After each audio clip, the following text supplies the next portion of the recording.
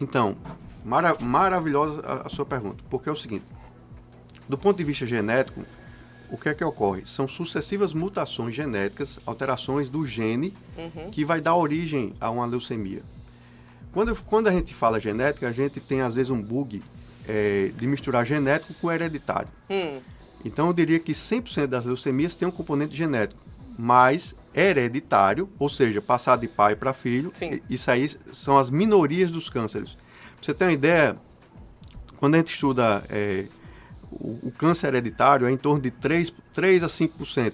Então 95 a 97% dos cânceres são o que a gente chama de esporádicos. Então no final das contas, é o que a gente estava conversando antes. A gente está conversando aqui e a gente está tendo várias mutações genéticas. Sim. E essas mutações genéticas, para que a gente não desenvolva o câncer, ela depende de mecanismos de reparo do DNA.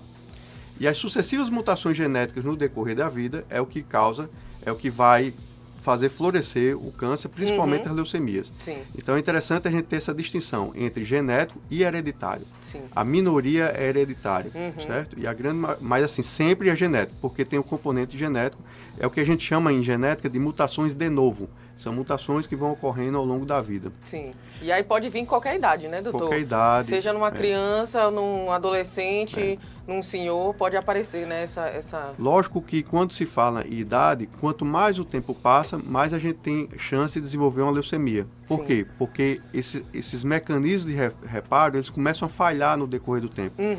Principalmente idosos com LLA, principalmente idosos que tinham uma doença prévia. LLA é o quê, doutor? Leucemia linfocítica aguda, ou leucemia linfóide aguda. Ou idosos que tinham uma condição pré-existente, que é uma doença, um fator de risco, vamos assim dizer, para uma leucemia aguda, que é a mielodisplasia. Então, aquele idoso que já tinha uma falha na fábrica da medula, ele com o tempo pode desenvolver uma leucemia aguda. Outro fator de risco são pessoas que fizeram quimioterapia previamente, ou seja, que a medula já foi muito machucada. Em algum momento eles podem também desenvolver uma leucemia. Mesmo sendo para tratar de repente um outro câncer. Outro tumor, perfeito. E aí pode também desenvolver no futuro, né? Exato. Doutor Fábio, diante de todos esses sintomas que o senhor descreveu e citou, se você diagnosticar mais rapidamente, aumenta a sobrevida, já que é um câncer muito letal, um câncer que praticamente não tem cura, a cura percentuais assim mínimos. Diagnosticar logo, descobrir logo, ajuda? Vamos lá, vou falar um pouquinho de leucemia aguda e a leucemia crônica. Na leucemia aguda, o diagnóstico tem que ser o mais rápido possível e a intervenção tem que ser o mais rápido possível. E aí, quando se fala em intervenção, a gente estuda desde do último remédio de última geração a medidas práticas que eu costumo chamar de feijão com arroz. O que é isso?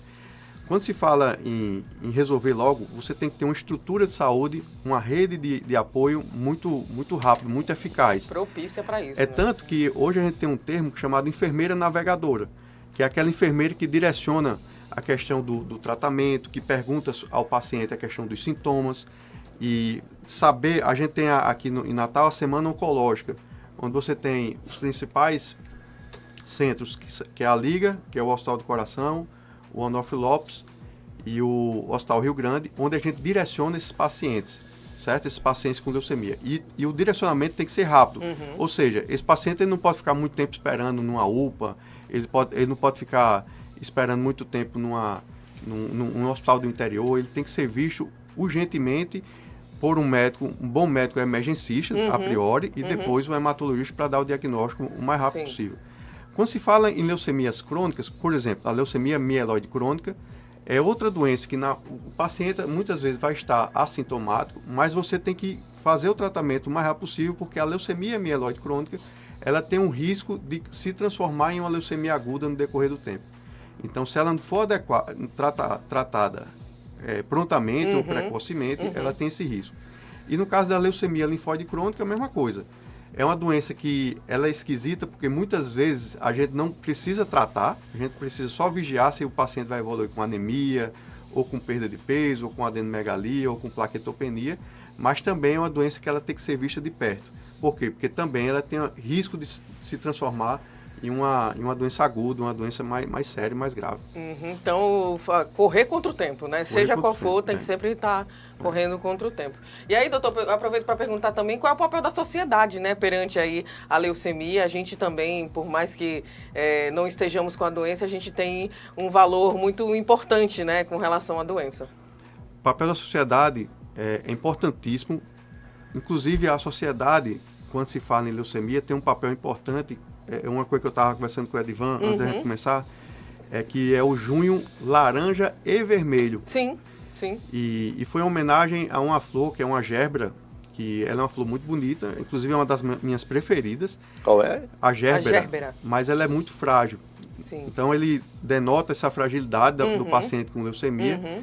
E uma das coisas importantes também, essa questão laranja e vermelho, é exatamente ele trazer a noção, a ideia de doação de sangue. No Brasil, nossa legislação não permite que a gente venda o sangue. Então, é um ato voluntário, é um ato de amor, a doação de sangue. Jesus ele disse que amar o próximo como amar a Deus sobre todas as coisas e amar o próximo como a si mesmo. Então, é um ato de amor a doação de sangue. E principalmente para os pacientes com leucemia e que estão sendo submetidos a transplante de medula óssea. Porque são pacientes que, para você ter uma ideia, a gente faz hemograma diário. Por que hemograma diário? A gente está tendo uma falha da medula óssea. A fábrica do sangue está sem funcionar. Sim. Então, todo dia, pode ser que o paciente precise de quê? De sangue. E esse sangue vai vir de outra pessoa. Então, é um ato de amor quando você doa sangue. E a gente precisa muito, não só de hemácias, como de plaquetas também, para a recuperação desses pacientes. Se não fosse, a mortalidade já é gigante. Se não for o próximo, como é que a gente vai salvar? É uma doença tão difícil que a gente precisa até de outra pessoa, outro ser humano, para poder salvar aquela pessoa. Né? Não só doação de sangue, como do transplante de medula óssea também. Né? Quem puder se cadastrar, fazer como doador, também ajuda muita gente. Então, vermelhinho aí é o junho, vermelho, laranja. Vermelho e laranja. O vermelhinho tem a ver com a transfusão.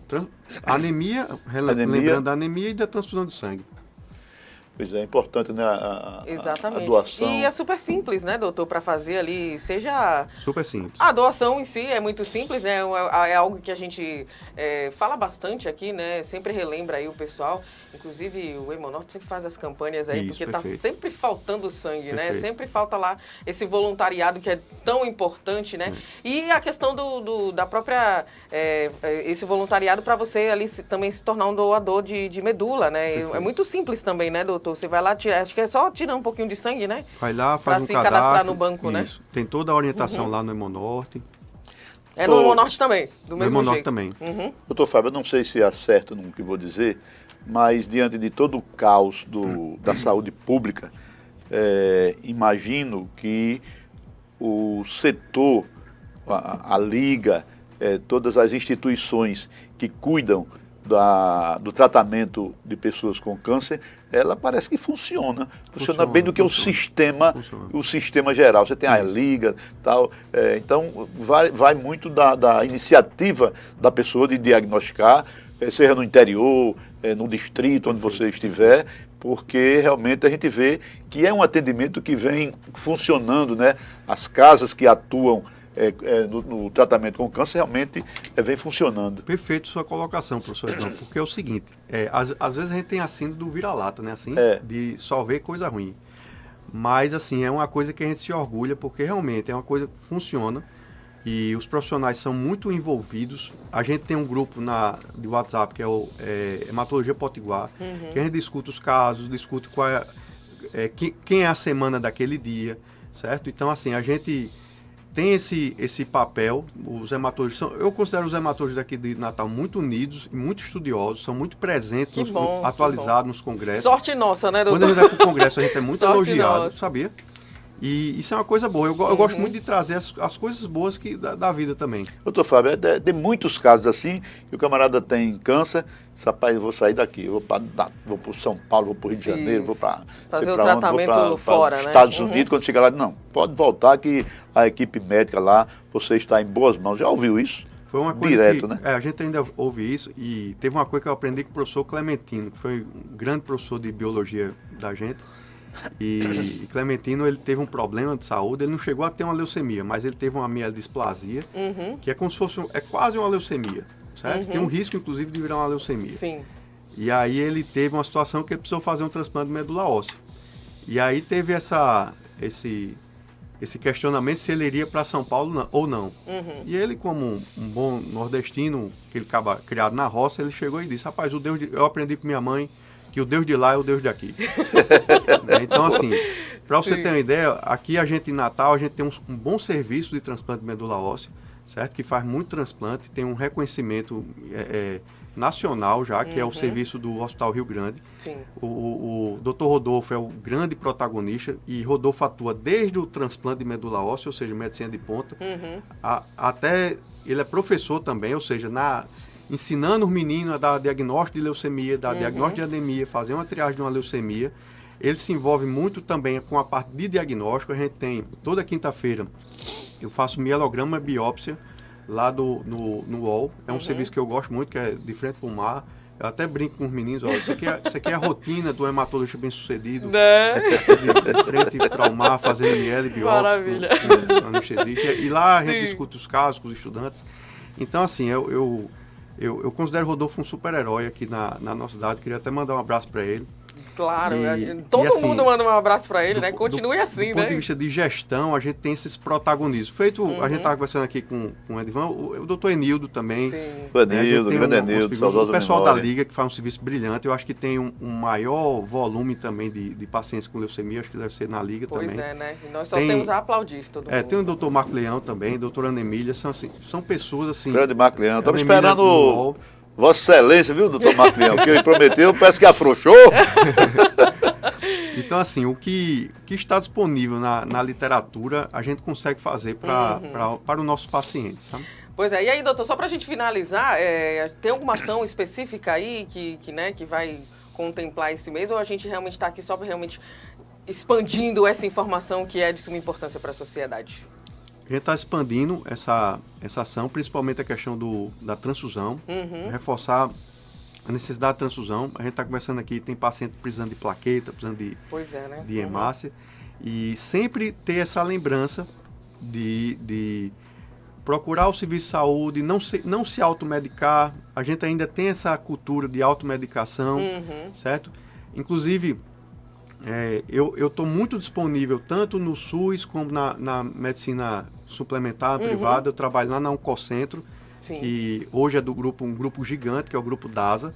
Então, eu estou à disposição, se você quiser marcar uma consulta. Ao mesmo tempo, eu estou à disposição também no CIS, lá da UNP, onde a gente faz vários ambulatórios SUS, inclusive até num período até diferente, que é um período à noite, certo? Que a agenda ainda está... que dá para você marcar... a agenda está aberta, ainda tem vaga à noite, pacientes SUS. Então, a gente vê que a medicina, a medicina no nosso estado está crescendo. Essa abertura de novas faculdades de medicina, acho que talvez vai ter novos serviços. O curso de medicina tem uma tendência de ficar mais prático, já para dar mais uma ajuda à sociedade, à saúde pública. Então, é interessante você ficar ligado nisso aí. Maravilha. População geral. Doutor, quero te agradecer. Muito obrigada, amiga, por todas as informações. A gente fica muito feliz aqui. Faz o reforço, né, para que você aí seja um doador, seja de sangue, seja, né, se coloque lá no banco da medula também, que é de suma importância. Às vezes a gente bate na mesma tecla porque até entrar na cabeça, né? Faz parte, né? Porque isso é muito, muito, muito importante, gente. Portanto, quero agradecer mais uma vez aqui ao hematologista Fábio Antônio. Muito obrigada, doutor. Prazer tê-lo conosco hoje. Volte sempre aqui para nos trazer cada vez mais informações. E aí, gente, olha, 10 horas e 33 minutos. Deixa eu dar recado para você. Você que está gastando